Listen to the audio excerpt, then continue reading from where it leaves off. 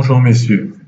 Dorénavant, je commencerai toutes mes vidéos par bonjour messieurs. Hein, je suis poli. Donc, je suis allé récupérer trois images sur un site MGTOW, hein. Et donc, on va commencer par la première. Le décrochage scolaire des garçons. Donc, comme vous pouvez le voir, 57% des élèves sortent sans des élèves sortant sans diplôme. Là, on parle des garçons. 80% des élèves qui sont punis, ce sont les garçons. 47% de risque supplémentaire de redoubler. C'est nous encore, les garçons. 82% des enseignants au primaire, ce sont les femmes. Hein, la fameuse maîtresse. 60% des enseignants dans le secondaire sont des femmes, là encore. Une année de retard en compréhension de l'écrit, hein, apparemment, pour les garçons.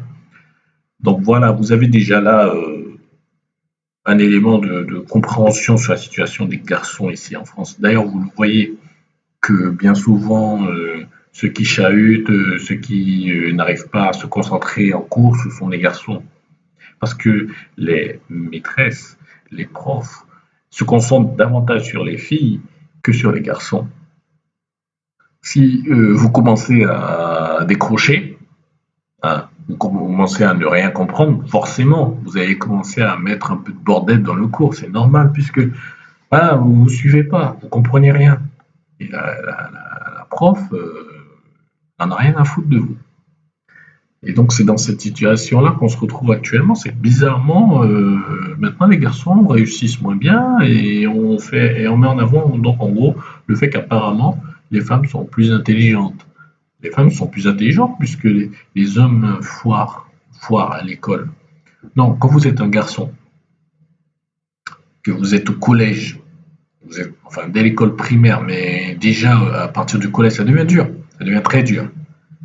C'est difficile de se concentrer. Et à un moment où il y a la puberté, bon, on va vers les filles, etc., c'est normal, il n'y a pas de problème. Sauf que les filles, elles, arrivent à mieux se contrôler par rapport à ça, c'est vrai. Mais nous, les garçons, nous devons justement faire preuve de contrôle. Moi, quand j'étais au collège, j'arrivais à me contrôler. J'arrivais à me contrôler. La masturbation, je ne connaissais pas. J'ai eu de la chance. Masturbation, collège, lycée, je ne connaissais pas. Même après 18 ans, je ne connaissais pas. C'est vraiment à l'âge de 20 ans que j'ai commencé. Mais pour ceux qui ont commencé et qui étaient en même temps à l'école, entourés de tas de filles, elles aussi un peu en chaleur, c'est très difficile. Les garçons foirent. Surtout dans la communauté noire, les garçons se noient. C'est difficile. Il faut vous battre. Vous êtes élève actuellement, vous faites vos études, concentrez-vous sur vos études. Les femmes vont venir après. Concentrez-vous dessus. C'est pas grave de ne pas être le bad boy. C'est pas grave. Ça, vous pouvez faire le bad boy plus tard, comme moi actuellement.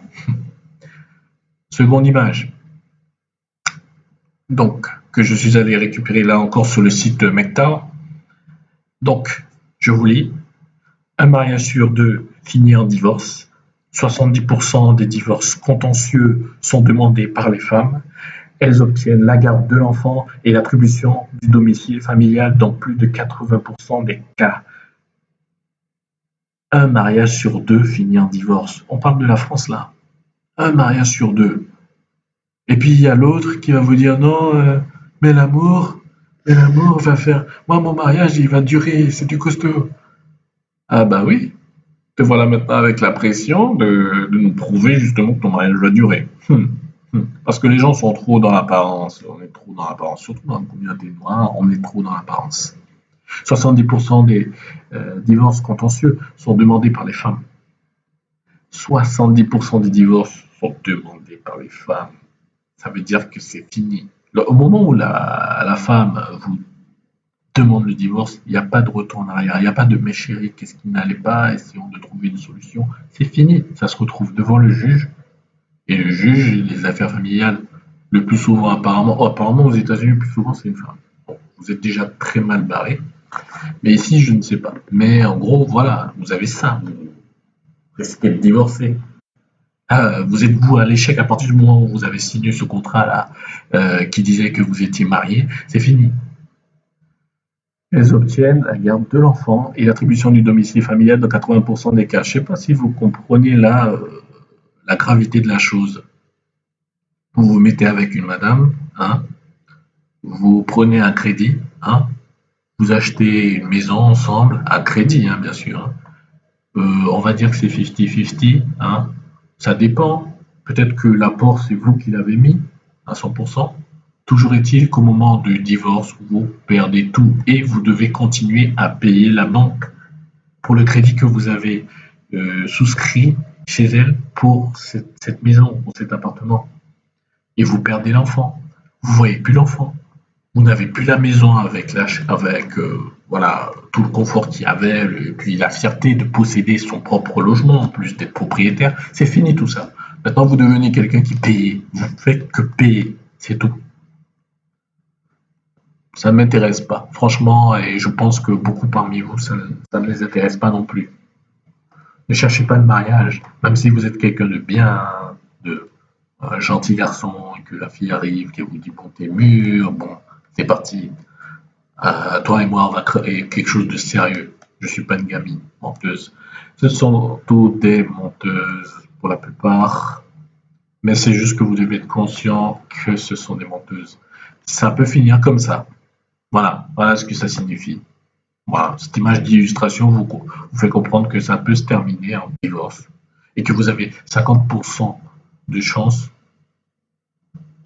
de finir votre merveilleux mariage à 50 000 euros en divorce ou même à 10 000 euros, mais c'est trop cher pour finir. Ça vaut pas le coup. Dernière image. Aucune structure d'accueil ou politique de prévention pour nous, pour les hommes. Il n'y a rien. Il n'y a rien. Après, quand vous tombez dans la rue, là, parce que vous perdez votre job, après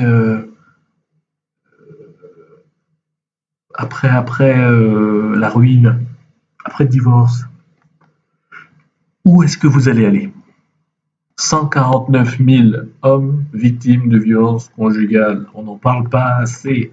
On n'en parle pas assez. 5% des hommes victimes portent plainte, seulement 5%. 25% des victimes de violences conjugales déclarées sont des hommes. Il y a zéro structure d'accueil dédiée aux hommes battus. Zéro campagne de sensibilisation dédiée. Il y a un mort tous les 14,5 jours. Les hominicides, on pourrait les appeler les hominicides. On nous emmerde avec les féminicides. Mais comme si c'était ce qu'il y avait de plus grave. Ce qu'il y avait de plus grave, en effet, ce qu'il y a de plus grave, c'est la mort d'une femme. La mort d'un homme, c'est rien du tout. YouTube, fameux censuré là, pour les paroles que je suis en train d'énoncer, si ça se trouve. Mais bon, ma chaîne n'est pas encore très connue. Mais j'imagine que là, au moment où je vous parle, si vous entendez ce que je vous dis, ça veut dire que ma chaîne n'est pas encore, n'a pas encore percé. Et donc, voilà. Non, mais écoutez, quand vous êtes battu par une femme, ce qui est arrivé à un de mes cousins germains, il était battu par sa femme. Vous savez, c'est quelque chose de très vicieux, de pernicieux, la violence conjugale faite par la femme.